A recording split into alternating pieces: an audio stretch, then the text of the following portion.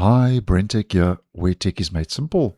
Microsoft has rolled out the latest Windows 11 Insider Preview build, 26,220.7070, to the dev and beta channels, and the latest build was made available with the update KB5070300, and this latest build update rolled out late last week on Friday in my part of the world. So a quick overview as to some of the key highlights in the dev and beta channels. Now, first of all, Microsoft is making changes to the default dashboard in an updated widget board settings. Now, the new widget board with the sidebar and your two different dashboards has already rolled out to the stable version, as I have posted. But for the dev and beta channels, Microsoft now is launching the widget board.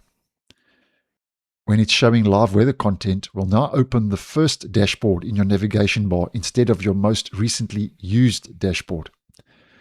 So to modify all of this, Microsoft says, to modify your default dashboard, you would navigate to the new full page widgets settings by clicking the gear icon at the bottom of your widget navigation bar and rearrange your desired default dashboard to the top position, as we can see in the image provided. So you can just drag and rearrange that, which I think is a nice touch if you are using the widgets board.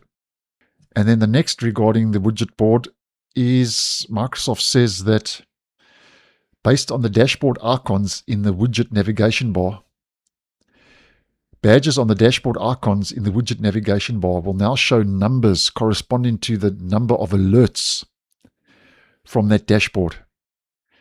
Navigation bar badges, Microsoft says, clear automatically when you leave a dashboard, making it easy to track what's new. So that's a couple of changes rolling out to the widgets board.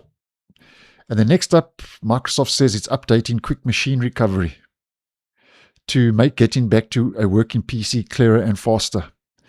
Now, Microsoft says that the experience in both Windows settings and the Windows recovery environment has been streamlined.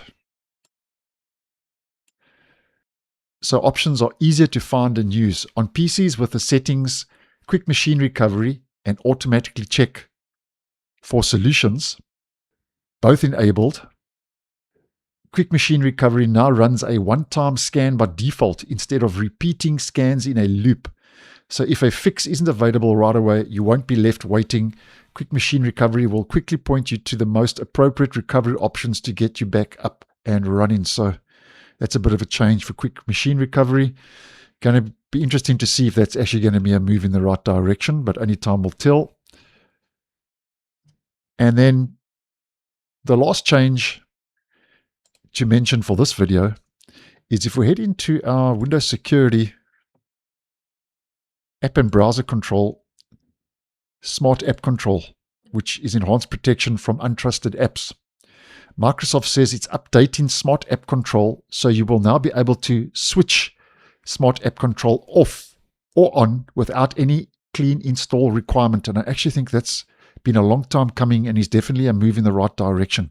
Because currently, on devices that have been updated, like this device, from Windows 10 to Windows 11, you cannot turn Smart App Control on or off. It's off by default, only if you do a clean install, and that's what's changing. You'll now be able to switch Smart App Control off or on without any clean install requirement, and I actually think that's been a long time coming and a nice move in the right direction. And then over and above that, guys, there are a couple of fixes rolling out, and then we do get some known issues because it is still early days in those preview builds.